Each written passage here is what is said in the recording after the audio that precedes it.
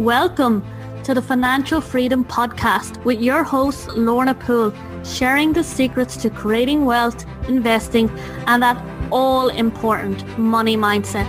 To find out more and accelerate your journey to financial freedom, head on over to www.lornapoole.com to get started. Welcome, everybody. Welcome to the Financial Freedom Podcast. Would you love to be able to build business credit? My guest expert today, Ty Crandell, is an international speaker, author, podcast show host, and a business credit expert. He has over 18 years of financial experience. Ty is recognized as an authority in business credit building, business credit scoring, and business credit repair. Ty is the author of two popular books on credit, named Perfect Credit and Business Credit Decoded. Ty, great to have you here. Thanks for having me. I'm excited to be here. Credit, that's really important to businesses. It is. Well, the ability to get capital is very important to businesses. I mean, we all know the statistics. The majority of businesses fail. And the unfortunate part is that most of them fail because they just can't access the money they need to survive. So, yeah, credit and financing is very, very, very important for the survival and the thriving of any kind of business. Yeah, because, first of all, as you say, it's the capital. It's getting the money up in those startup stages to get it going, and to... getting credit, like a good credit score that lenders will give you the money, right. And how to go about it. There's so many elements to think about. Well, there is. I mean, look, credit becomes important for a lot of different reasons. First of all, anybody that's going to go out and get any kind of loan or financing, loan, credit line, credit card from your bank, any of these banks, even a lot of the alternative lenders, are pulling your business credit. And a lot of people don't realize that, but that's what's taking place. Your business has its own credit profile. It has its own credit score. And when you go to apply for any kind of loan, credit card, credit line, these lenders are pulling that business credit profile and score. And they're using that information to determine if you should be given financing or not. They use it to determine the rates and terms you'll get. Even the amount of money that you'll be lent is all determined based on that business credit quality. It's also really important because a lot of people are able to use business credit to get business credit cards, $10,000, $20,000, $30,000 plus limits, where none of the other factors that really are important to getting loans and credit lines even factor in. So, for example, you don't need to have collateral to build business credit. You don't need to have cash flow. You don't need to have good credit. They don't even look at your good personal credit. So it's possible for a startup business owner to come in, start from scratch and start building business credit and be able to get high limit credit cards, a lot of them in hundreds of thousands of dollars worth of credit, even when they can't get loans and financing. So a couple really big reasons that business credit's important to help business owners get better terms on the capital they can get and also access capital when they can't get it other ways. So let's talk about startup, right? Say I'm a startup. I put in a certain amount of my own money. I want to gain more capital. What should I be doing? Well, the very first thing you should do as a startup is start building business credit. Know that this exists and start making sure you take the steps to get it. Credit takes time to build, so you don't ever want to wait till your back's against the wall and you need money to get it. Any kind of revolving credit, such as loan or credit lines, or credit cards, you should always get before you need them because you only need to make payments on what you're borrowing there. So you might as well have them on hand and have them ready to go. So the very first step is to really set up your business credibly. Have a real business address or a virtual address, where a virtual address is available through places like Alliance Virtual Offices, where you could rent a mailbox there without renting the actual physical location. You want to stay away from UPS boxes. You want to stay away from PO boxes. You also want to have a business phone number. It could be a voice over IP, but you want to stay away from home phones and cell phones and all those kind of things on business applications. You want to get that phone number listed with 411. You want to have a business fax number. You want to make sure you have a business toll-free number. You want to have your website set up and a professional email address, not a Gmail or Google type of, or Gmail or AOL type email address, but you want to have an actual real professional email address that's Why similar. are all these important? Because it's tracking your credit? It's credibility. The bottom line is what a lot of people don't realize is that when it comes to the very first step of getting money, the very first step of getting a loan, of getting a credit line, and of getting a credit card, a lot of people think it's about going in and filling out an application. But what I say is that you should understand what lenders and credit issuers are looking for first. And then you should do these things that I'm mentioning to meet their criteria so you can then go in and get approved. Look, Lorna, you and I both understand when you go to apply for a credit card, you either typically get an immediate approval or you get that dreaded message that you'll hear by mail in 7 to 10 days. So the goal here is to get people automated approvals. And automated approvals happen by knowing what their computers are looking for and then meeting that criteria before you even apply. So what it all really comes down to, the first step of getting any kind of money, including business credit, is to set up your business credibly, to make sure it's legitimate, to make sure the information you're putting on that application reflects that you're a legitimate, credible business that's fundable, a business that a bank or credit issuing company wants to give you money. So by setting up your entity and by getting a website and setting up your phone number and your address and all these things, that's the criteria they're looking at for you to become fundable. So it's really the first step before you even to apply to get those things done. What do you mean by why is a PO address not good enough? Well, P.O. boxes and UPS addresses are housed in a database that's accessible by lenders and credit issuers, and they just do not like them. They don't think that a legitimate and credible business is using those kind of boxes. You're actually even better to use a home address than you are with UPS addresses. Okay. So the first thing, I guess a lot of businesses and people that come to you probably haven't thought about this till they need the money. Sure. A lot of people don't. I mean, and that's the problem we have in general is that I think on the consumer side, we're trained to have no debt, right? To stay debt free. And so then we carry on that mentality into the business side. But that's not the way businesses work, right? Apple sits on billions of dollars in cash, and yet they still borrow money all the time. Every one of the largest publicly owned and privately owned companies all borrows money. It's how they got to be as big as they are. So it really comes down to the fact that you need to accept when you get into business that borrowing money is part of the growth of a business, and you need to stay ahead of the game. You need to understand what it takes to qualify. Make sure you meet that criteria well in advance before you need money. And then, like I said, start to get credit cards and start to get credit lines because that's revolving credit.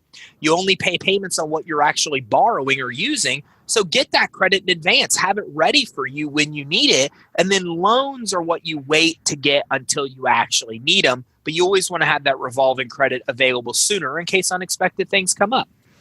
So what you're saying is, right, so when I start my business, I'm thinking about being credible so that, when the bank looks at this, it looks like somebody they want to give money to, right? And then I'm trying to build my credit lines. Yep, exactly. And what do you mean by credit line as such? Well, I mean, a credit line is a revolving line of credit that you can use and reuse. So if I get a credit line, like we have a credit line for $100,000, if we put $10,000 on that today, we only make payments on the $10,000. And when we pay the $10,000 off, we can reuse that credit line and reuse that $10,000. So if I get a loan for $10,000, when I pay that loan off, then I'm done. The loan's paid off, and if I want another loan, I have to go apply for one. If I get a credit line for $10,000 and I put $10,000 on it and pay it off, I could reuse that $10,000 credit line again and again. It's revolving credit versus a loan where once you pay it off, you're done. What do you say about in business as well? There's good debt and bad debt, right? Sure. Well, I mean, look, debt is debt is the way that I look at it. And ultimately, I think what it comes down to is that, what are you using the money for? It's really what it comes down to. If you're using money for the growth of the business and you're using the growth of the business and the proceeds from that growth to pay down the debt, then that makes sense. It's what a lot of businesses do. You borrow $100,000 and double the size of your business, and then you use the increased revenues and profits to pay off the $100,000 that helped you get there. Because look, anybody that builds a business to scale, actually big, $2 million, $5 million, $10 million, will tell you that what happens as you're scaling the business is there's these lapses in between where you build the infrastructure, you build the people, you build your HR, you build all the stuff that's needed, and then you have to deploy what you built to start making money. So there's these lags in between of when you build the infrastructure, you build the systems, you staff the business, then it could take you years, or it could take you months, it could take you years to get the money back to pay for all that. So that's what really a lot of debt does, is it helps you get through these lapses or these different spots in your business where you have to invest the money into growth, but you know it could take weeks, months, or many times longer to be able to get the money back from the investment that you made. Yeah, absolutely. And totally agree with you.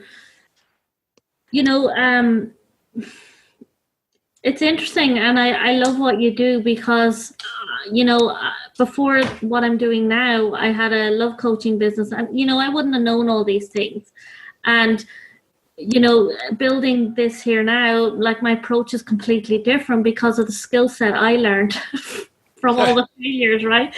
So, you know, it's interesting to hear you talk today about really thinking about, you know, how I'm setting that up going forward, and, you know, building a credit line, and, you know, the reminder of it, it's about growing and growing and growing, and, you know, keeping that money flowing, as you say, because having a credit line and paying off loans, that all gives lenders a picture, right? Sure. Well, look, it depends on what you want to do. You know, I have friends that have lifestyle businesses. You know, they make $1 million a year. They have tons of time with their family, and that's what they choose to do. They never choose to really be big businesses, and that's cool. And then I have friends that are trying to build businesses as fast as they possibly can. And, you know, when you're trying to build and scale, you've got to have debt. It's just, you know, there's a reason no company has ever become one of the biggest privately and publicly owned without debt. You have to have it to get there. And as a matter of fact, the bigger the business gets, the more susceptible you are to harm if you don't have it. Meaning that, you know, as you reinvest the money into growth and the business gets bigger and bigger and bigger and bigger, then, you know, one bad month could mean you're laying off 10, 20 employees. So you have to then have that money available to get you through the ups and downs, the ebbs and flows of the actual business. You just have to financially be prepared. And what about this is building the business. What about your credit score? How do you keep that top notch? Well, the good thing about business credit is that the scores are based on how you pay your bills. So all you have to do to get good scores is get accounts that report to the business credit reporting agencies, pay those accounts as agreed, and that'll give you good scores. So if people don't have any kind of business credit scores, what they should do after they've set up that business credibly is they should think about vendors and getting credit with vendors that report to the business credit reporting agencies. So some of my favorite are companies like Uline, where they sell shipping supplies, Quill sells office supplies. Granger sells outdoor supplies. These are companies that will give you credit even when you have none, and they report that credit to the business credit reporting agency. So if you've taken the steps to set up your business credibly, you can go get credit with these kind of vendors, get the credit, use the credit, pay the bill on time or early, and then once those bills start reporting to the business credit reporting agencies, that will give you good scores. Very interesting. And what about credit repair? What do you mean by that? Well, business credit repair really isn't as common as consumer. You know, a lot of people have consumer issues and they work, it's different from country to country. In the United States, they work within the Fair Credit Reporting Act to be able to fix those issues. But in the business world, there is no Fair Credit Reporting Act. There is no law that governs how things must be reported or how they can be disputed. So in the business world, when somebody has derogatory items on their credit report, what they're going to want to do is go directly to the reporting agency like Dun & Bradstreet, Equifax, Experian, and they're going to want to go ahead and dispute those items to have those inaccuracies removed. But more times than not, that's not what we run into. We run into people that think they have bad business credit, but the reality is it's not that they do, it's just that they have none. And that's different with business credit. In the business credit world, the credit reporting agencies will give you a failing credit score and create a credit profile for you, even if they know you exist. So in the consumer world, like, we're very used to having to pay bills late, make mistakes to get bad credit. But in the business world, you can and will be given bad credit just because you have no credit. So this is what we run into a lot. A lot of people think they have bad credit because they were turned down for financing at banks, only to find out they have no credit. That's the problem. What they really needed to do was set up the business the right way credibly, as we talked about, and then get some vendors to start that business credit profile and score, which we talked about as well. And you mean the vendors that you were talking about earlier about, yeah. Yep, Uline, Quill, those kind of vendors. And then that'll help you establish that credit profile and score. And that'll take you from no credit and bad scores to good credit. And where do you advise when so say a business is looking for capital, what are the best places to go apart from the bank, or is it just the bank? Well, the bank is not the best place to go, really, unless you're very well established. What banks are looking for, and I call this the 3C formula for approval. So there's always one of three things that lenders are looking for. No matter what kind of lender, no matter what country, doesn't matter. They're looking for one of three things. They're looking for cash flow. You've got consistent cash flow. You got money going into your business bank account. You got more money going in than going out. Your revenue and the money going in that bank account's increasing from month to month. You're a growing business. That revenue by itself can be used to qualify you for money. And then your other factors don't matter if you have the consistent revenue. The other C is called credit. Do you have good personal credit? If you have good personal credit, that opens up funding options for you as well. And then the third C is collateral. Do you have collateral? Do you have a 401k or stocks or bonds? Or do you have account receivables or equipment or inventory? Do you have an asset that could be served as collateral to the lender? If you have one of those C's, cash flow, credit, or collateral, there's all kinds of alternative lenders that will lend you money based on that strength. The problem with banks is banks need all three of them for approval. They need the cash flow, they need the collateral, they need the credit, and typically you're not going to have a business won't have those things until they're just very well established. Usually a business doesn't have all three of those until they have millions in revenue, which is why banks aren't the best choice for most small businesses. These alternative lenders that lend based on cash flow, credit, or collateral are typically significantly better choices. That's true. So where else am I going then if I'm not going to the bank? Well, there's all kinds of alternative lenders out there based on that strength. So for example, if you're looking for cash flow financing, On Deck is one of the biggest publicly traded companies in the United States here, and they're lending around the world that deals with that, financing only based on your cash flow, right? Then there's lenders that lend you money just based on your credit. So, for example, Seek. So Seek Capital is, one of those that lends money just based on personal credit. Seek or Capwell are a couple of the sources there. And then there's tens of thousands of sources in the collateral-based space, depending on the collateral you have. Do you have equipment? Do you have inventory? The key is to narrow down what your strength is. Now you know it's cash flow, credit, or collateral. Which of those do you have? Once you know that, then it's fairly easy to go research cash flow financing lenders, lenders based on credit, lenders based on collateral, or lenders based on inventory as collateral, and you'll be able to find some of those sources. On our website as well, creditsuite.com. So people are able to go click on the financing tab, and we have a breakdown of all the different loan programs that are out there that people may qualify for as well. Thank you, Ty. Tell me, Ty, for anyone who's listening to this, they're concerned about their credit and they want to build a credit score. They want to be able to get the capital they need. What would you say to them? Look, for anybody that's trying to get capital, my advice to you is get money before you need it. There's a reason majority of businesses fail, and it's because that the money that they needed to survive, they didn't get and try to get until it was too late. And there's this whole adage out there that banks don't want to lend you money when you really need it. Well, banks don't want to lend you money when your back is against the wall and desperate, because that's when people are most likely to not pay them. So what banks want to see is they want to see you're responsible. They want to see you're proactive. They want to see you're out there getting money before you need it, before you're in trouble. And so that becomes very important. Get your credit lines, get your credit cards, start building your business credit. Do this early into the life of your business. And when you do that, then you'll have that money available for those unexpected things. And it's easier for you to get the money you need when you need it. Love it. Ty, where do we find out more about you? We've got a great guide on our website that maps out more in depth the steps of building business credit, and that's at creditsuite.com/EIN. So if anybody goes to creditsuite.com/EIN, then they're able to download a free guide, and that maps out in depth the exact steps to build business credit for the business EIN that's not linked to the owner's personal credit reports and scores. Thank you, Ty. I found this very helpful. A lot to think about, and Ty's free gift will be on the show notes. So thank you, Ty, for this. Thanks for having me. I had a blast. Hey, everyone. Remember to join us in the Private Financial Freedom Podcast Facebook group with me, your host, Lorna Poole. This is a safe haven of like-minded wealth-getting go-getters who, like you, are on their journey to creating financial freedom in their life. This is where you and I can get intimate.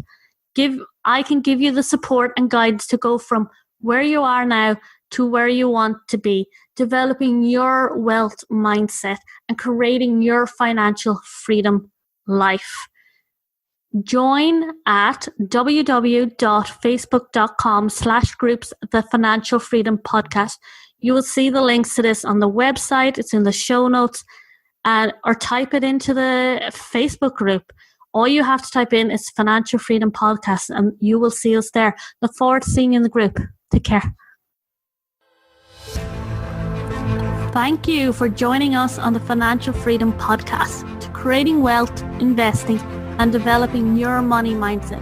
To get started today on your journey, head on over to www.lornapoole.com and grab your free course, 5 Steps to Breaking Free from Your Poverty Mindset and Accelerating Your Journey to Financial Freedom. See you there.